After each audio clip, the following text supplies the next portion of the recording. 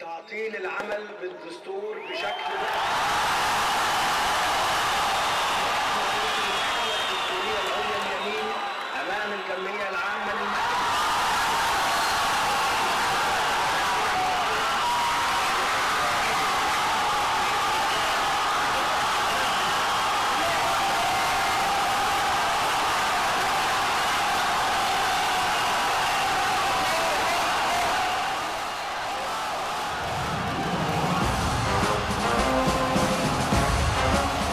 احنا قلنا قبل كده ان احنا جيش وطني شريف صلب، وصلابته جايه من شرفه.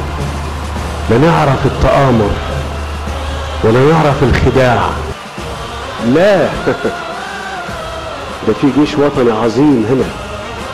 وافتكروا كلمتي لما قلت الجيش المصري جيش وطني، جيش وطني، جيش لمصر وللمصريين مش لحد تاني. حرية الناس، حرية اختيار الناس لحكامها امر محدش يقدر يزايد بيه في الدين.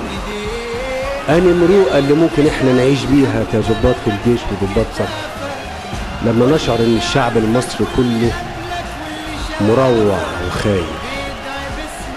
احنا نروح نموت احسن بقى عشان افكر نفسي وافكركم. نحن لا نخون ولا نتآمر ولا نغدر ولا نكيد. نحن مؤسسة شريفة وطنية تعاملت بمنتهى الاحترام والتقدير والشرف.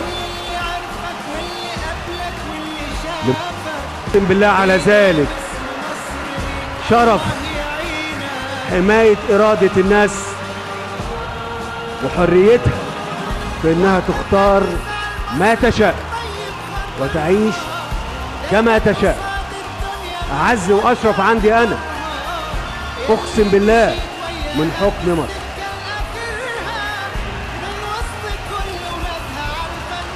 احنا نعرف ربنا كويس قوي وهنقف قدامه، واحنا ما بنخافش من الموت، احنا بنخاف من لقاء الله اللي هيحاسبنا.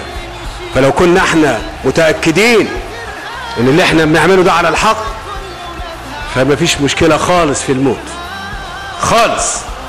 احنا كنا بنناضل عشان ما نأذيش اي مصري، بنناضل مش منعين، كنا بنناضل بنحارب عشان ما يتأذيش اي مصري. مصر محفوظة بالمصريين، بالمصريين، ايوه بالمصريين، لازم تكونوا عارفين كده، واحنا جزء من المصريين. القوات المسلحة وعقيدتها تجاه شعب مصر العظيم لن تتغير، ويخطئ من يعتقد أنه بأي حال من الأحوال يمكن الالتفاف أو الاختراق لهذه العلاقة الراسخة في وجدان الجيش. أقولها تاني، يخطئ من يعتقد أنه بأي حال من الأحوال يمكن الالتفاف أو الاختراق لهذه العلاقة الراسخة في وجدان الجيش مع شعب مصر العظيم.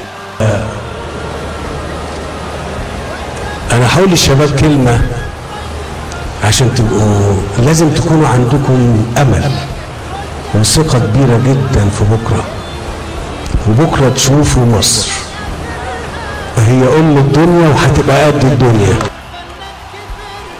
القوات المسلحة وانتوا منهم يستحمل النار، يستحمل الحديد، لكن ما يتخدش من الكلمة، يجرح يهان.